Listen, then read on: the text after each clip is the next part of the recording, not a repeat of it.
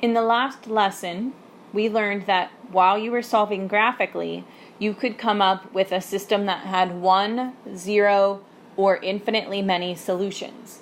That is also true for when you solve algebraically, using either the substitution or linear combinations / elimination method. So here's what it looks like graphically. You'll remember that if you graphed two lines and they intersected at one point, that meant that there was one solution.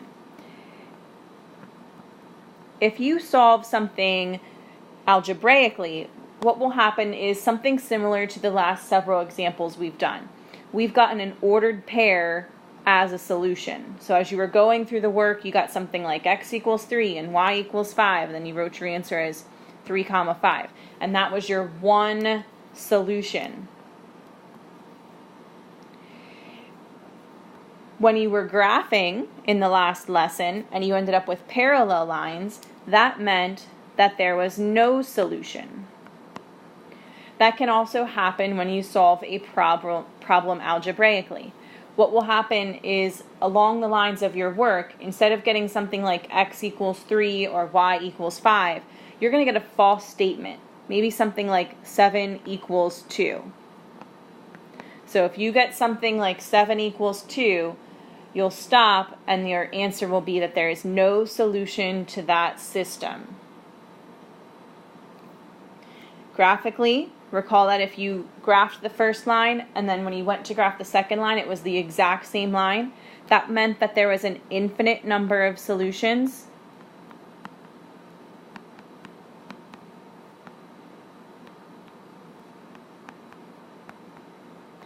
That can happen algebraically as well. And an example of what that might look like, instead of getting something like x equals 3 or y equals 5 or a false statement like 7 equals 2, you'll get a true statement, like maybe something like 4 equals 4. So if you're working through the problem and you get a true statement like 4 equals 4, that means there is an infinite number of solutions. So let's try one. Here's a system. X plus 3y equals 4 and 2x plus 6y equals 4.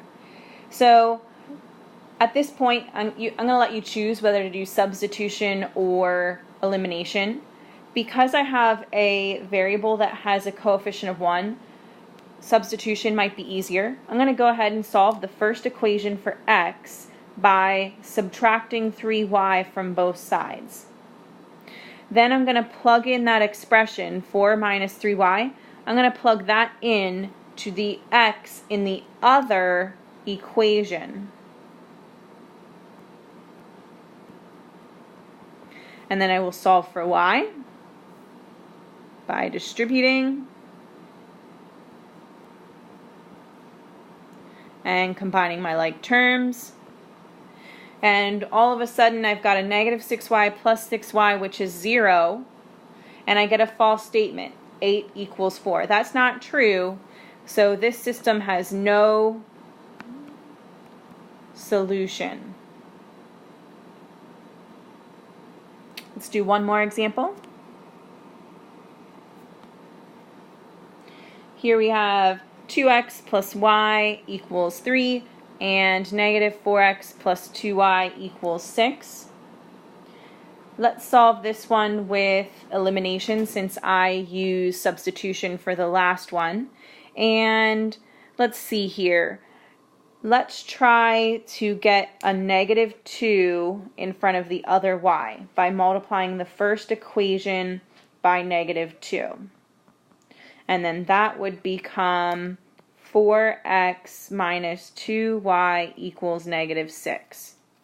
And then my other equation had the positive 2y, so I'm going to line those up. And I'm going to add my 3 columns. And I'm going to get 4x minus 4x, which is 0, negative 2y plus 2y, which is 0, and negative 6 plus 6, which is 0. And combine my like terms, I get 0 equals 0. So since that's a true statement, this means that there are an infinite number of solutions.